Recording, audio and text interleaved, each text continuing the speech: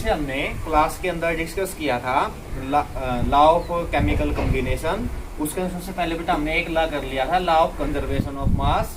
ठीक है, एक बार उसको समराइज कर लेते हैं। Law of conservation of mass के अंदर आपने क्या पढ़ा था कि रिएक्टेंट का जो टोटल मास होता है वो प्रोडक्ट टोटल मास के हमेशा इक्वल होगा, चाहे आप फिजिकल क्लास चेंज लीजिए चाहे आप क्या लीजिए केमिकल चेंज लीजिए। अब हम बेटा डिस्कस कर रहे हैं सेकंड लॉ जो हमारा है वो आपका भाई law of constant composition. Law of constant composition या फिर बेटा इसको बोल देते हैं लॉ ऑफ डेफिनेट प्रोपोर्शन।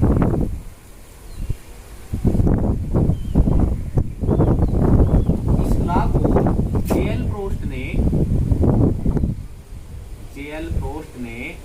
1799 के अंदर दिया।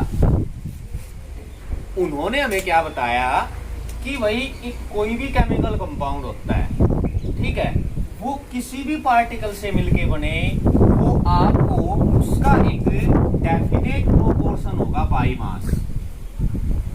क्या होगा भाई उसका डेफिनेट प्रोपोर्शन बाई मास। मतलब कहने का क्या मतलब है, उनके अनुसार उन्होंने ये बात बताई कि एक कंपाउंड, कोई भी कंपाउंड है, is form by definite proportion by mass. कि जो एक कंपाउंड होगा भाई वो एक डेफिनेट प्रोपोर्शन होगा उसका मास का। वो मतलब आपको चाहे कैसे भी मिले, कहीं पर भी मिले। फॉर एग्जांपल जैसे मान लीजिए हम बेटा बात करते हैं कैल्शियम कार्बोनेट की, ठीक है, अगर हम इसको हीट करते हैं तो क्या बनेगा भाई, कैल्शियम ऑक्साइड। ये आपका सॉलिड होता है जिसको आप लाइमस्टोन भी बोलते हो, ये सॉलिड होगा आपका, और क्या बन जाएगा, कार्बन डाइऑक्साइड गैस। ठीक है, या फिर हम सिंपल एग्जांपल लेते हैं भाई, अगर मान लीजिए हमने कार्बन का ऑक्सीडेशन कर दिया, कंप्लीट कंबशन कर दिया, ठीक है भाई, तो आपके पास क्या बन जाएगा, कार्बन डाइऑक्साइड। अब देखिए यहां पर जो एक कंपाउंड बना है भाई कार्बन डाइऑक्साइड गैस, यहां पर भी कार्बन डाइऑक्साइड गैस बना है, ठीक है, यहां पर बना है कैल्शियम कार्बोनेट की हेल्प से, और यहां पर बना है कार्बन और ऑक्सीजन की हेल्प से। लेकिन दोनों कार्बन डाइऑक्साइड एक जैसे हैं, वो चाहे यूनिवर्स में कहीं पर भी हो, किसी भी तरह हो, एक जैसे कैसे भाई। मान लीजिए हम कार्बन डाइऑक्साइड की बात करते हैं, बेटा हमने बताया डेफिनेट प्रोपोर्शन बाय मास, इसके बारे में हम कंपाउंड के अंदर भी पढ़ चुके हैं। तो भाई कार्बन का मास कितना होता है भाई 12, ये आपका 12 आ गया। ऑक्सीजन का कितना होता है भाई 16, तो ऑक्सीजन का कितना होगा भाई 32। ठीक है भाई, कितना आ गया भाई 3:8। कहने का मतलब क्या है, अगर मैं 3 पार्ट लेता हूं कार्बन के, या 3U लेता हूं कार्बन और 8U लेता हूं मैं ऑक्सीजन, तो उससे मिलके क्या बनेगा भाई, एक कंपाउंड बनेगा किसका, कार्बन डाइऑक्साइड का। वो चाहे किसी भी मेथड से बने, चाहे आप लाइमस्टोन से बनाइए, और भी एग्जांपल है, जैसे मान लीजिए आपने बोल दिया कि भाई सोडियम बाइकार्बोनेट है, उससे आप हीट कर दीजिए, ठीक है, क्या बन जाएगा Na2CO3 प्लस H2O और प्लस कार्बन डाइऑक्साइड। ठीक है, तो कहने का मतलब क्या है कि कोई भी जो एक कंपाउंड है वो किसी भी केमिकल कंपाउंड अगर किसी भी प्रोडक्ट या किसी भी से मिलेगा तो उसका जो रेशो होगा मास का वो हमेशा क्या होगा, निश्चित होगा। जेएल प्रोस्ट ने हमें इसके बारे में बताया था, इसका नाम से पता चला, देखो कांस्टेंट कंपोजिशन, जिसका कंपोजिशन कांस्टेंट हो। ठीक है, कांस्टेंट कंपोजिशन मतलब क्या है भाई कि कार्बन डाइऑक्साइड किससे मिलेगा, आवश्यकता है कि उसके अंदर कार्बन और ऑक्सीजन होना चाहिए। अगर उसके कंपाउंड के अंदर या उसके मिक्सचर के अंदर कार्बन और ऑक्सीजन नहीं होगा तो आपको कार्बन डाइऑक्साइड कभी भी प्रोड्यूस नहीं होगा, चाहे आप कुछ भी करें। जैसे मान लीजिए हमने कोई भी हम एग्जांपल ले लेते हैं ऐसा जिसके अंदर कार्बन और ऑक्सीजन ना हो, ठीक है ना, जैसे हमने ले लिया भाई बेंजीन C6H6। अब चाहे हम इसका कुछ भी करें, इससे हमें कार्बन डाइऑक्साइड नहीं मिलेगा, क्योंकि कार्बन डाइऑक्साइड का जो कंपोजिशन होता है वो क्या है भाई, कार्बन और ऑक्सीजन। ठीक है, तो हमें इस बात का ध्यान रखना है। ठीक है भाई, लेकिन इसमें कुछ लिमिटेशंस आ गई भाई, ठीक है ना, सिर्फ कुछ कमियां थी इसके अंदर। ठीक है, वो क्या आ गई, वो ये कहता है भाई देखो आज के टाइम पे एंशियंट टाइम पे आइसोटोप्स के बारे में डिस्कवर्ड नहीं था, इसके बारे में आगे डिस्कस करेंगे एक दो टॉपिक के बाद फर्दर, तो फिर हमें और उससे समझ में आएगा। पहले आइसोटोप्स के बारे में डिस्कवर्ड नहीं था, तो डिस्कवर्ड तब तक तो बात ठीक थी, लेकिन जैसे आइसोटोप के बारे में डिस्कवर्ड हुआ तो क्या कहता है कि अगर आप कार्बन का आइसोटोप चेंज कर देते हो तो आपके पास ये रेशियो नहीं बनेगा भाई। जैसे मान लीजिए आपने कार्बन डाइऑक्साइड बनाया, मैं ये कहता हूं आपने यहाँ पर कार्बन 12 आइसोटोप लिया, 12, ठीक है। अब यहाँ पर कार्बन 14 आइसोटोप लेके देखिए, ये आपके पास 14 बन गया भाई, ठीक है। और ये कितना बन गया भाई, कितना आया 7:16। क्या ये इसके इक्वल है भाई? नहीं है, ठीक है। तो इसका मतलब क्या है कि इसकी लिमिटेशन ये भी आई आइसोटोप के डिस्कवर होने के बाद कि अगर आप आइसोटोप को चेंज कर देते हो तो जो आप पहले कंपाउंड बना रहे थे वो आपका उस प्रोपोर्शन में नहीं बनेगा। दूसरी बात, कई बार क्या होता था भाई, जैसे मान लीजिए हमने एक स्ट्रक्चर बनाया, ये बनाया भाई, ठीक है, CH3CH2OH। अब देखिए यहां पर कार्बन, हाइड्रोजन और ऑक्सीजन का रेशियो सेम है, ठीक है। देख लीजिए आप भाई, मान लीजिए मैं लिखता हूं भाई कार्बन 2 है, 2 कार्बन आपके पास और 6 हाइड्रोजन और एक आपके पास क्या है, ऑक्सीजन। यहाँ पर भी देखिए 2 कार्बन है, 6 हाइड्रोजन आपके लिए ऑक्सीजन है, दोनों का स्ट्रक्चर तो एक जैसा है, ठीक है। अगर मान लीजिए हम रेशियो लगाते हैं भाई, तो कार्बन का बेटा कितना हो गया 12, 2 कार्बन का 24, हाइड्रोजन का भाई 6, ऑक्सीजन का कितना हो जाएगा 16, ठीक है।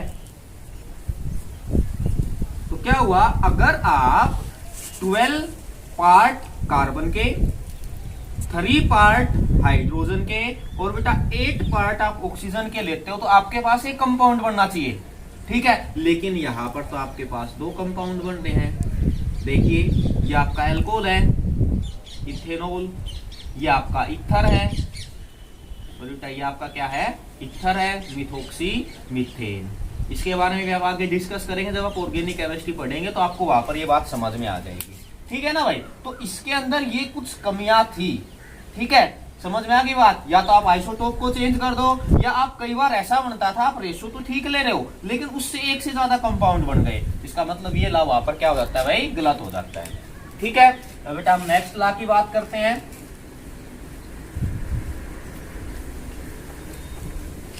थर्ड जो आपके पास ला था वो क्या था भाई, लॉ ऑफ मल्टीपल प्रोपोर्शन।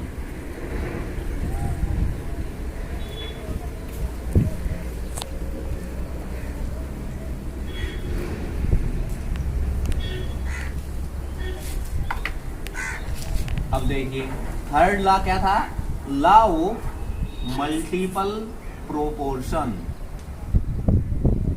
देखिए आपको नाम से पता चल रहा है मल्टीपल प्रोपोर्शन, जिसका जो प्रोपोर्शन है बाई मास, ठीक है ना। हम बेटा हमेशा डिस्कवर करते हैं तो नंबर करेंगे या हम मास के बारे में डिस्कस करेंगे, ठीक है। तो हम बाई मास बात करते हैं तो आपको नाम से पता है मल्टीपल, ऐसा जिसके अंदर एक ही एलिमेंट, वैसे इसके ऊपर बता देता हूं मैं, इसके बारे में डाल्टन ने बताया था 1804 के अंदर।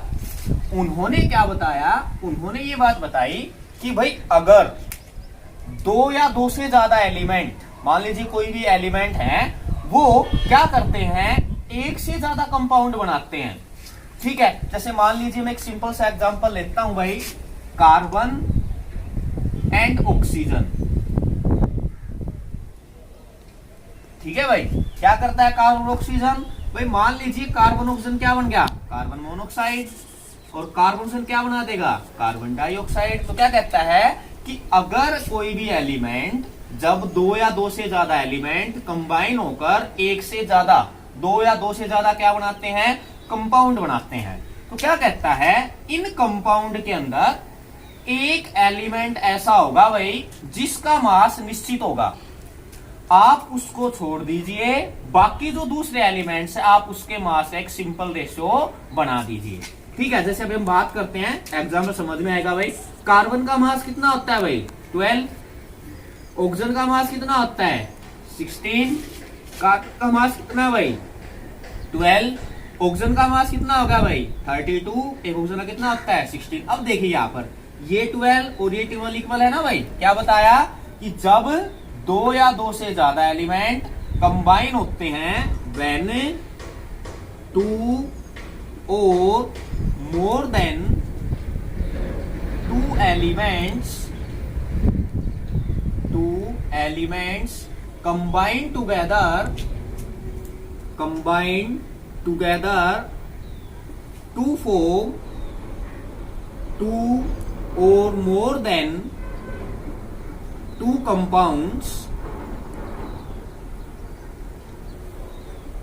then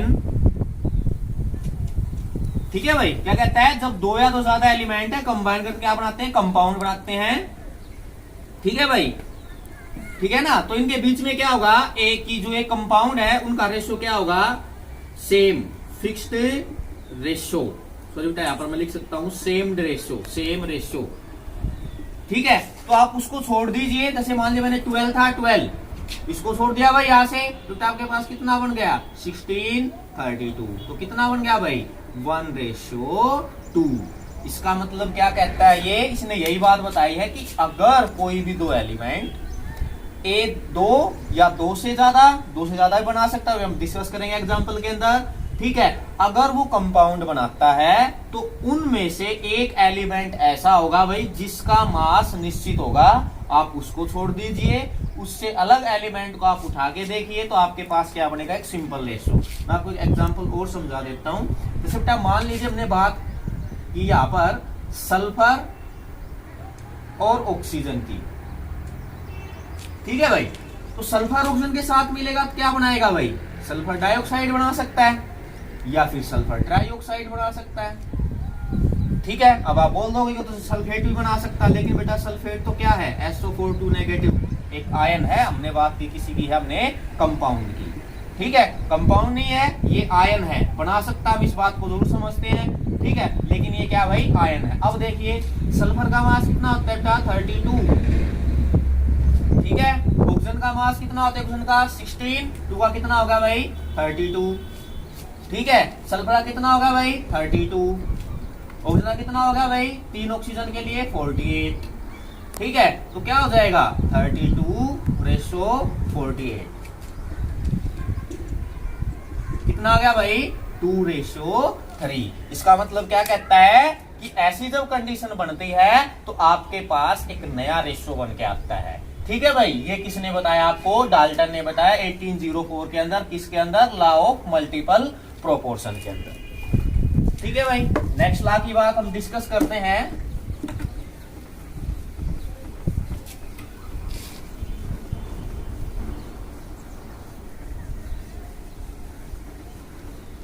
नेक्स्ट जो लॉ आपका वो था law of reciprocal proportion. Law of reciprocal proportion. ठीक है भाई, इसमें प्रॉब्लम आती है बच्चों को ज्यादा, तो ध्यान से देखना होता है इसको है ना, रिचटर ने दिया था 1792 के अंदर। ठीक है, देखो उसने क्या बताया कि भाई मान लीजिए कोई एक ए एलिमेंट है भाई। ठीक है, ए एलिमेंट है, फिर कहता है कि कोई बी एलिमेंट है। ठीक है भाई, हमने मान लिया बी एलिमेंट है। फिर कहता है कोई एक सी एलिमेंट है, 3 एलिमेंट है। ठीक है, तो क्या कहता है, ये ए है ना बी के साथ कंबाइन होता है तो वही कंपाउंड बनाएगा ए बी। ठीक है, कहता है फिर ये ए इस सी के साथ कंबाइन होता है तो ये बनाएगा आपके पास ए सी कंपाउंड।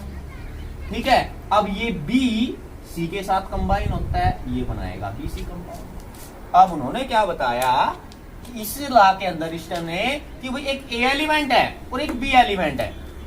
ठीक है, ये दोनों कंबाइन होते हैं और एक कंपाउंड बनाते हैं फिक्स्ड रेशियो बाय मास के अंदर। अब एक सी एलिमेंट नया आता है, वो क्या करता है, ए से भी कंबाइन होता है, अपना एक कंपाउंड बनाता है, और वो बी से भी कंबाइन होता है और अपना एक कंपाउंड बनाता है। और दोनों जब कंपाउंड बनाते हैं तो इन दोनों का जो रेशियो होता है वो ए बी के रेशियो के इक्वल होता है या उसका मल्टीपल हो सकता है भाई, मल्टीपल हो सकता है और सेम हो सकता है। ठीक है ना भाई, क्या कि इस ए का बी के साथ और सी के साथ। चलो इसके लिए हम एक एग्जांपल लेते हैं, सिंपल सा एग्जांपल बात कर लेते हैं भाई। एक कार्बन है, ए एलिमेंट कार्बन है भाई, और बी एलिमेंट आपका ऑक्सीजन है, ठीक है, और सी एलिमेंट आपका भाई हाइड्रोजन है। अब आपको कंपाउंड फॉर्मेशन बनाने आनी चाहिए। 9th क्लास के अंदर सीखा था आपने कि भाई ये कार्बन ऑक्सीजन के साथ मिलेगा तो क्या बनाएगा, कार्बन डाइऑक्साइड। एक बार बता देता हूं मैं आपको, कंपाउंड बनाते वक्त आपको क्या ध्यान रखना होता है कि दोनों के ऊपर जो चार्ज है वो न्यूट्रल होने चाहिए भाई, जितना प्लस है उतना माइनस होना चाहिए। अब कार्बन के पास +4 होता है भाई, ऑक्सीजन के पास -2 होता है, ठीक है। अब इसको हमें क्या चाहिए भाई, हमें ऐसा काम करना है, ये 4 यहाँ पर लिख दिया हमने और ये 2 यहाँ पर लिख दिया हमने, ठीक है। तो 2 यहाँ पर हो जाएगा, 4 यहाँ पर हो जाएगा, ठीक है ना भाई। इस प्रकार से बैलेंस हो जाएगा आपका। तो इसके लिए आपको क्या करना पड़ेगा, जैसे हम देखते हैं अभी कि भाई कार्बन है और ऑक्सीजन है, ठीक है। एक कार्बन के पास -2 है, इसके पास +4 है भाई।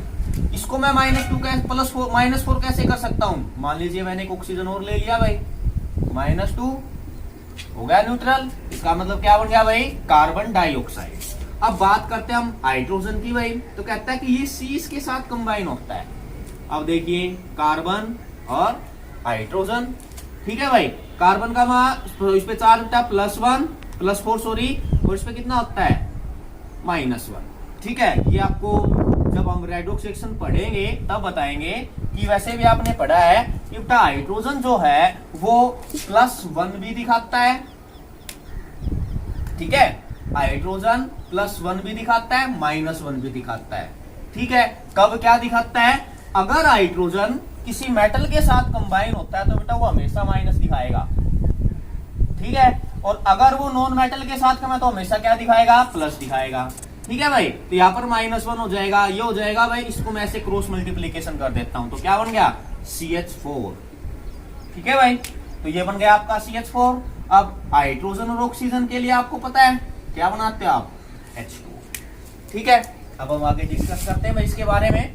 चलो अब देखते हैं हम, इसने क्या बोला कि AC और BC का रेशियो, भाई AC कंपाउंड और BC कंपाउंड का रेशियो हमेशा इक्वल होगा AB के ऊपर। चलो भाई मान ली, इसको हमने A मान लिया, इसको देखते हैं हम CH4, ठीक है ना भाई। और ये आपका BC है तो ये आपने ले लिया भाई H2O, ठीक है। ये किसके इक्वल होना चाहिए, कार्बन डाइऑक्साइड के इक्वल होना चाहिए। चलो देख लेते हैं हम। कार्बन का मास भाई 12, हाइड्रोजन का मास 1, एक हाइड्रोजन का मास 1, तो पूरा कितना हो जाएगा 4, ठीक है। कितना आ जाएगा 3:1, हाइड्रोजन का मास 1 तो भाई 2, ऑक्सीजन का कितना हो जाएगा 16। अब देखिए एक रेशियो का क्या है, सेम है। अप्लाई किया हमने क्या, लॉ ऑफ कांस्टेंट कंपोजिशन, ठीक है, या sorry law of multiple proportion भी बोल सकते हैं इसको आप। तो यहाँ बेटा क्या होगा, एक इक्वल आ गया तो आपका रेशियो कितना बन गया 3:8। अभी हम कार्बन का देखते हैं भाई। कार्बन का मास कितना है 12, ऑक्सीजन का मास कितना है 16, कितना आ गया भाई 32। ऑक्सीजन के लिए कितना आ जाएगा, देखिए क्या ये इक्वल है, ठीक है। हाँ भाई ये इक्वल है। तो कहने का मतलब क्या है बेटा, आपको कंपाउंड फॉर्मेशन आनी चाहिए, ठीक है। फिर आपको ये भी पता होना चाहिए कि वो कंपाउंड फॉर्मेशन कैसे बनाता है और किस प्रकार करता है, ठीक है। तो आपको क्या बताया कि भाई AC और BC का रेशियो AB के इक्वल होगा, या उसका कई बार मल्टीपल भी हो जाता है भाई, ठीक है। उसमें भी घबराने की जरूरत नहीं है। तो ये आपका क्या था, लॉ ऑफ रेसिप्रोकल प्रोपोर्शन। अब हम लास्ट क्लास पढ़ रहे हैं यहाँ पर,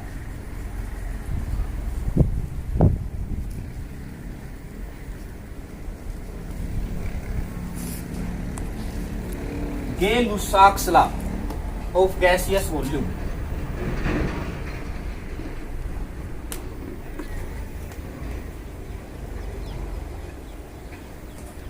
Gay-Lussac's law, या इसको आप बोल सकते हो लॉ ऑफ गैसियस वॉल्यूम।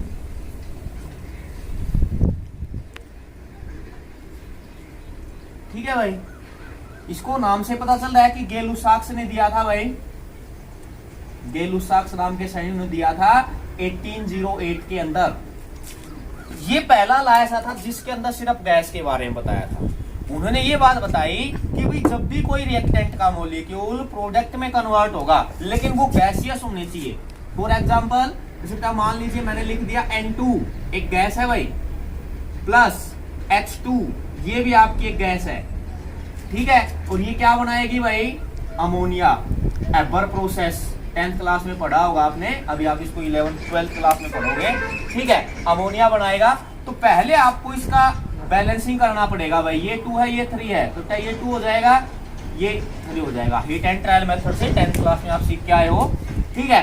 अब ये देखिए तो क्या कहता है, ये गैसियस ये गैसियस, कितना वॉल्यूम भाई, देखो अब यहाँ पे बेटा कुछ भी नहीं है, इसके स्टोइकियोमेट्रिक कोफिशिएंट होते हैं, ठीक है, कितना है 1, इसका मतलब ये कितना होगा भाई 1 वॉल्यूम आपने लिया नाइट्रोजन का, और आपने क्या लिया भाई, ये यहाँ पे 3 है, 3 वॉल्यूम आपने किसका लिया, हाइड्रोजन का, और आपके पास क्या बना भाई 2 वॉल्यूम किसके बने, अमोनिया के। तो उन्होंने क्या बताया कि जब ऐसी कंडीशन होगी जब कोई भी गैसियस मॉलिक्यूल रिएक्ट करेगा तो उसके टाइम पे उनके प्रोडक्ट का और रिएक्टेंट का एक सिंपल रेशियो बनेगा, ठीक है भाई। इससे पहले आपने किसी भी लॉ के अंदर ऐसा डिस्कस नहीं किया था, तो ये आपको गै-लुसाक्स लॉ ने बताया, ठीक है ना भाई। बेटा ये आपके पास 5 लॉ थे, ठीक है, law of conservation of mass, law of constant composition, law of multiple proportion, law of reciprocal proportion और गै-लुसाक्स लॉ, ठीक है। तो ये 5 के 5 जो लॉ हैं ये केमिस्ट्री के ऊपर निर्भर करते हैं पूरी केमिस्ट्री के अंदर, ठीक है बेटा। तो ये आया तक आपका टॉपिक था, ये आप इसको एनसीईआरटी के अंदर से भी सोल्व कर सकते हैं, जैसे रेसिप्रोकल प्रोपोर्शन के अंदर कुछ दे रखा है आपको एग्जांपल्स, ठीक है। बाकी हम नेक्स्ट क्लास के अंदर डिस्कस करेंगे।